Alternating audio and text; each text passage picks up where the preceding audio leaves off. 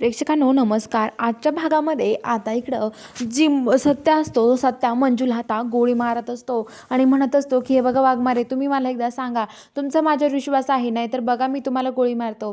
तर आता मंजू म्हणते की अरे सत्या काय करतोय तू, असं का वागतोय?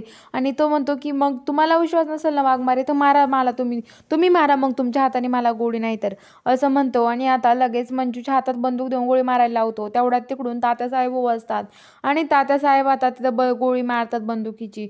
आणि गोळी मारल्यावरती आता लगेच ते सत्याच्या पाठीला लागते आणि सत्या ते हे असतं ते दरीमध्ये कोसळतो सत्या. तर मंजू लगेच त्याचा हात पकडला जाते, पण ते पकडला जात नाही आणि सत्या दरीत कोसळतो. तर आता लगेच मंजू लगेच झोपेतून उठून बघते, तर मंजूला हे स्वप्न पडलेलं असतं.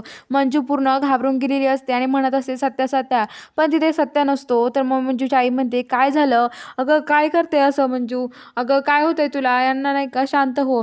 तर आता लगेच म्हणतात की हो. तर आता लगेच म्हणतात की शांत करतात मंजूला.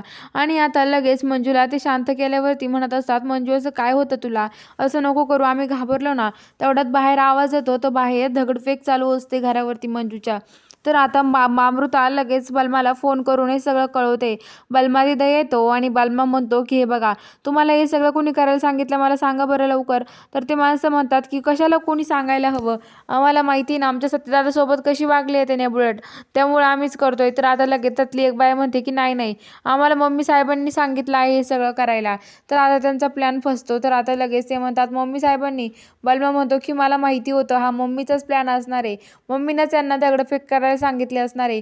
चला जा इथून, नाहीतर मी सत्याच्या प्लॅनमध्ये तुम्हाला सत्याला कळलं तर कसं होईल, कळन का मग तुम्हाला, नाहीतर बोलवतो मी आमची माणसं, असं बलमा म्हणतो. तर ते माणसं म्हणतात जातो जातो आणि ते तिथून निघून जातात. तर इकडं मंजून त्यांना तो म्हणतो की हे बघा आमरे दरवाजे लावून घे. आणि ते मंजूला त्यांना समजावत असतो, म्हणत असतो की बघा तुम्ही काळजी करू नका, मी आहे ना, तुम्ही टेन्शन घेऊ नका, असं म्हणत असतो. तर बघूया आता पुढील भागामध्ये आता नक्की काय घडतं हे बघायला चॅनलला सबस्क्राईब करून घ्या.